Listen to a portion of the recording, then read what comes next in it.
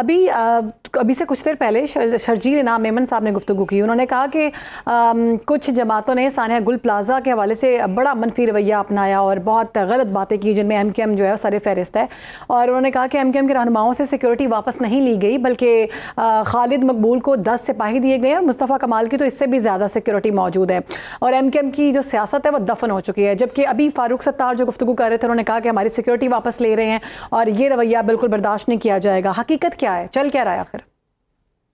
बिस्मिल्लाहिर्रहमानिर्रहीम।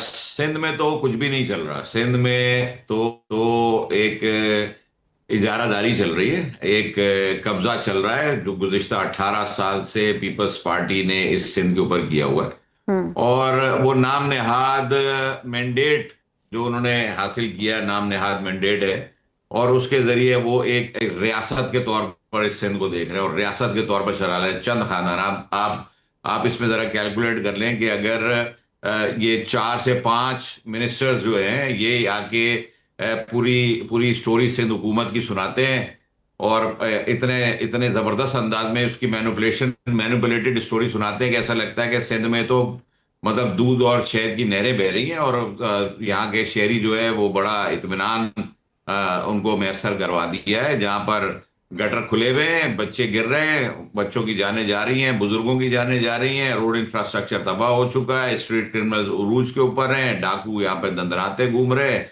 डंपर जो है वो शहरियों को कुचल रहे हैं, और यहाँ पर साने आती है कि बिल्डिंगें भी गिर जाती हैं और जो इलीगल कंस्ट्रक्शन है वो अपने उरूज के ऊपर काम कर रही है। SBCA उनको परमिशन दे रहा है, हाई राइज बिल्डिंगें बन रही हैं, छोटे छोटे प्लॉटों के ऊपर पोर्शंस बन रहे हैं। उसके बाद ये आग भी लग जाती है, और अगर आग लगने पर गुल प्लाजा में आग लगने के साने के ऊपर, लोगों के जल जाने के ऊपर, उनकी बाकियात ना मिलने के ऊपर अगर MKM सवाल करती है, बैड गवर्नेंस का सवाल करती है, तो ये उसके ऊपर सवाल के ऊपर इल्जाम तराशियां शुरू करते हैं और कहते हैं कि सियासत ना करे MKM।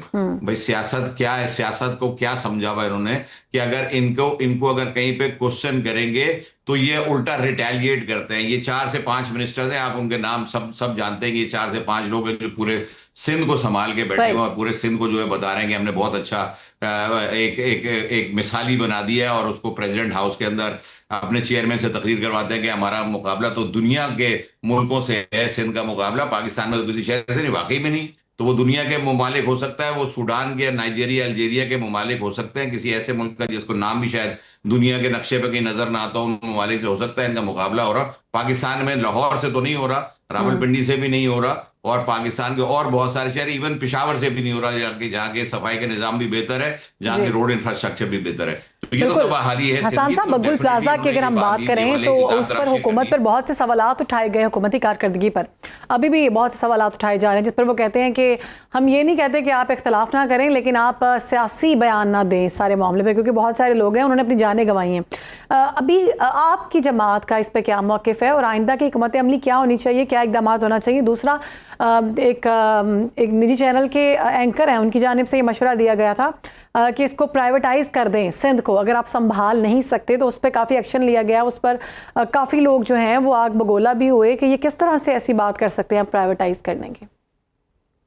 देखिए, मुस्तफा कमाल भाई ने जैसे आईनी शिक का हवाला देते, आर्टिकल 148 149 की को इन्वोक करने की बात की और कहा है कि जब आपसे देखिए, अब तजर्बा का तो नहीं बनाना चाहिए मुल्क के किसी शहर को, कराची को तो तजर्बा का बनाया, सिंध को तजर्बा का बनाया।